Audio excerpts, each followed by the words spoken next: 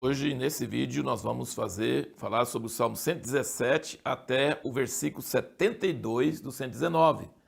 Na leitura bíblica, o Salmo 119 é partido no meio. Eu, pessoalmente, não gosto, eu gosto de ler o 119 inteirinho, mas ele é o capítulo mais comprido da Bíblia. E o 117 é o salmo mais curto da Bíblia. 117 é o mais curto e 119 é o mais comprido. E é muito bonito, muito legal, todos os dois, tanto o mais curto quanto o mais comprido. Esse mais curto, 117, ele tem só 2 versículos. E no segundo versículo repete e recede 2 vezes. É como se estivesse falando, a sua benignidade dura para sempre. Aliás, é grande para conosco, e a verdade do Senhor dura para sempre. É uma ênfase no salmo curtinho, só fala o essencial. Por que você deve louvar o Senhor? Porque a sua misericórdia dura para sempre. O que é a misericórdia? Não é só a misericórdia, é a misericórdia duradoura, que não falha, que não termina, uma durabilidade total, confiabilidade total. Isso é maravilhoso. O Salmo 118, ele começa falando sobre 3 coisas aqui. Ele fica falando da benignidade que recede, aqui está no versículo 1, 2, 3 e 4. Dai graças ao Senhor porque Ele é bom, porque a sua benignidade dura para sempre. Diga, pois, Israel, a sua benignidade dura para sempre. Diga, pois, a casa de Arão, a sua benignidade dura para sempre. Digam, pois, os que temem ao Senhor, a sua benignidade dura para sempre. Então, 4 vezes ele cita e a palavra no original é o recede. É aqui, ó, esse livrinho do recede. Sabe? Vai acompanhar muitas vezes que esse recede aparece na Bíblia, usado para homens uns para com os outros e muitas vezes de Deus para conosco. E você viu que ele falou, diga a Israel, diga a casa de Arão e diga os que temem ao Senhor. Israel é nação judaica. A casa de Arão é os sacerdotes judaicos. Mas os que temem ao Senhor é você e eu. É os gentios. Nós estamos incluídos aqui. Israel diga, a casa de Arão, sacerdote, diga, e nós que tememos ao Senhor também temos direito de dizer a mesma coisa. Aqui tem uma outra coisa muito impressionante que fala que se o Senhor está conosco, ninguém pode nos prejudicar. É o versículo 6 do Salmo 118, ele diz, o Senhor é por mim, não recearei, que me pode fazer o homem? O Senhor é por mim entre os que me ajudam, pelo que verei cumprido o meu desejo, sobre os que me odeiam. É melhor refugiar-se no Senhor do que confiar no homem. É melhor refugiar-se no Senhor do que confiar nos príncipes. Então você que está dependendo de favor, de político, de gerente, de empresário, de patrão, não dependa.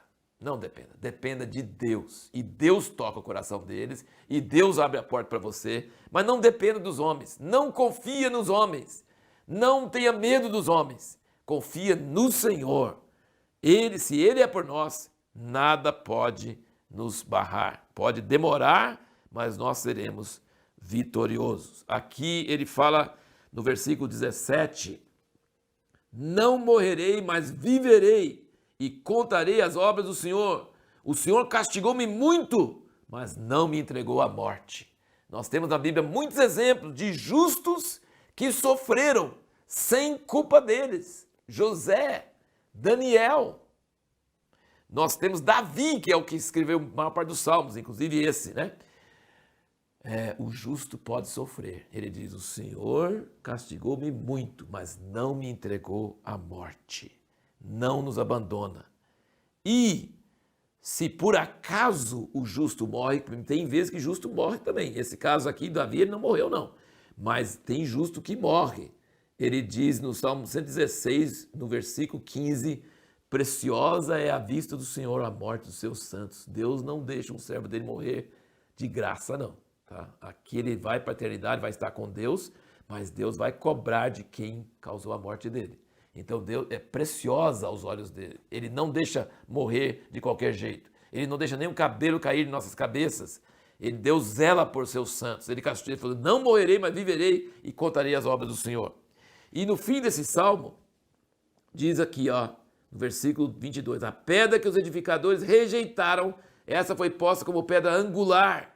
Foi o Senhor que fez isso e é maravilhoso aos nossos olhos. Isso aqui é citado em Mateus 21, 42, Marcos 12, 10, Lucas 20, 17, Atos 4, 11. Ó, 4 vezes esses versículos aqui é citado no Novo Testamento para dizer que Jesus é a pedra que os edificadores, que eram os sacerdotes, rejeitaram. Ele se tornou a pedra principal. Então, essas profecias pinçadas no meio dos salmos, no meio das adorações, são coisas muito maravilhosas presentes no Novo Testamento.